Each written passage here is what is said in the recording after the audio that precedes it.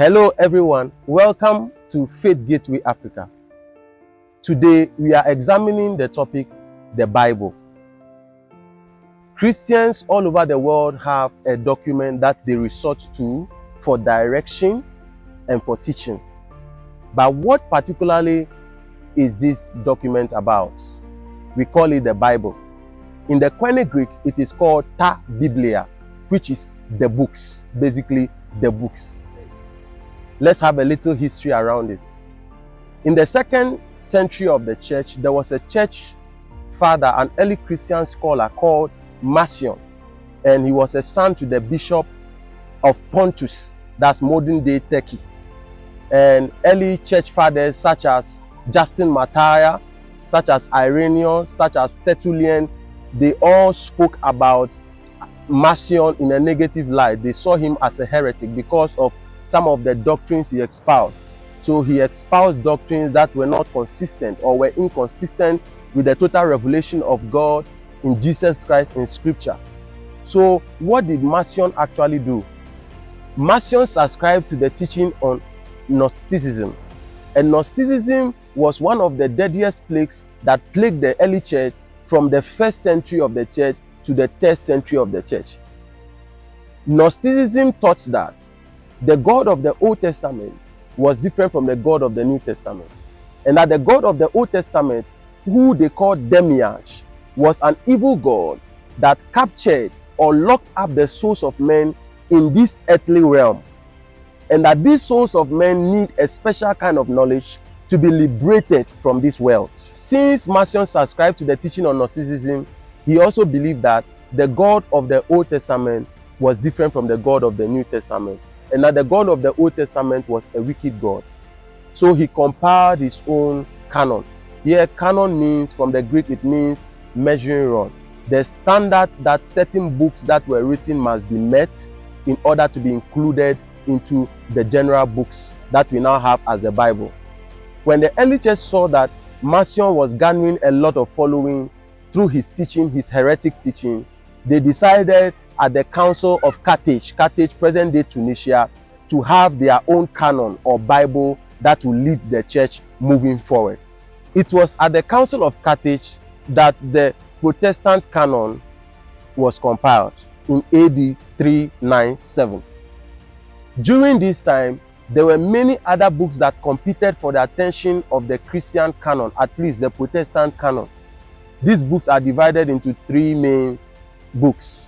1, the Apocrypha, 2, deuterocanonical books, and 3, pseudo-epigraphical books. Let's look at the Apocrypha.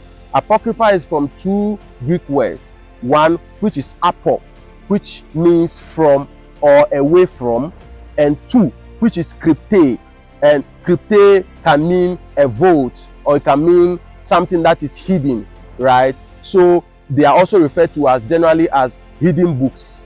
They were written in the time between the Old Testament and the New Testament. There are some examples like 1st Esdras, 2nd Esdras, Tobit, Judith, Wisdom of Solomon, Ecclesiasticus, Baruch, etc. So those books were also available and were trying to compete for the attention to be included in the Christian canon. The Apocrypha, they taught many things that were not true and that were not historically accurate. Certain things like praying for the dead, petitioning the saints for their prayers, and worshipping of angels.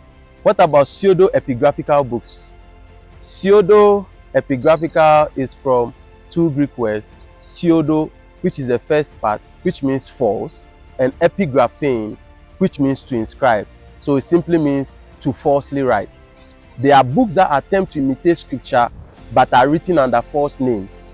They are spurious works by unknown authors who attempted to gain readership by taking on the name of famous biblical characters. An example is the Testament of Abraham. They contain historical errors. For example, in the Apocalypse of Baruch, Baruch was Jeremiah's scribe. He indicated that the fall of Jerusalem occurs in the 25th year of Jeconiah, who was the king of Judah. But Jeconiah was 18 years when he ascended the throne, and he only ruled for 3 months. So the pseudo-epigraphical books, the Apocrypha, and the many other books that competed for the attention of the Bible were found by the church fathers then to be books that did not meet the standard, that is the canon, to be included in the Christian Bible.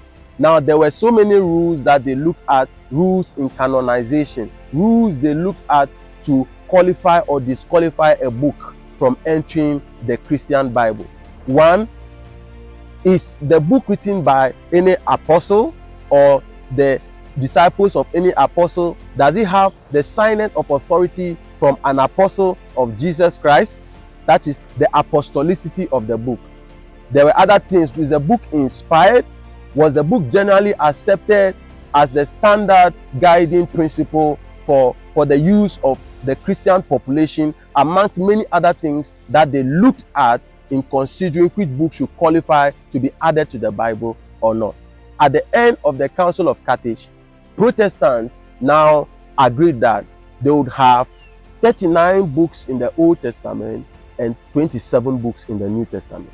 That is how come we have the Bible that we have today. Thank you for watching today's episode on the Bible. Bye-bye.